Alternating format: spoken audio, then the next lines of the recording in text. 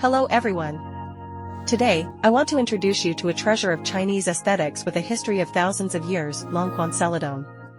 Next, I will take you to fully understand it from the aspects of origin and history, core characteristics, production process, and cultural value. First, a brief introduction to its origin. Produced in Longquan, Zhejiang, China, it originated in the Three Kingdoms and two Jin dynasties, reached its peak in the Song dynasty, and was an important carrier of ancient cultural exchanges between China and foreign countries. Its core charm lies in the characteristics of as green as jade, as bright as a mirror, as resonant as a chime stone. The classic glazes are powder blue and plum green, showing the beauty of minimalism with simple shapes. Next, we focus on the core production process, which is divided into 4 steps, each testing the craftsman's skills. Step 1. Blank making.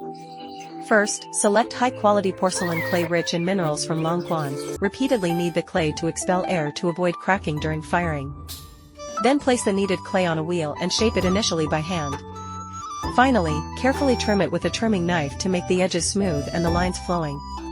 Step 2. Glazing, the key to determining the color of celadon. Craftsmen choose dipping, swirling, or spraying glaze according to the size and shape of the ware. Small pieces are directly dipped into the glaze slurry. Large pieces or inner walls use the swirling method to make the glaze evenly cover. Some delicate parts are supplemented by spraying glaze. The thickness of the glaze must be precisely controlled. Too thick will be heavy and dull, too thin will lead to uneven color. Step 3. Kiln loading. First, air-dry the glazed blanks, then carefully put them into special saggers to avoid ash pollution on the glazed surface during firing, and place them reasonably to ensure uniform temperature inside the kiln. Step 4. Firing.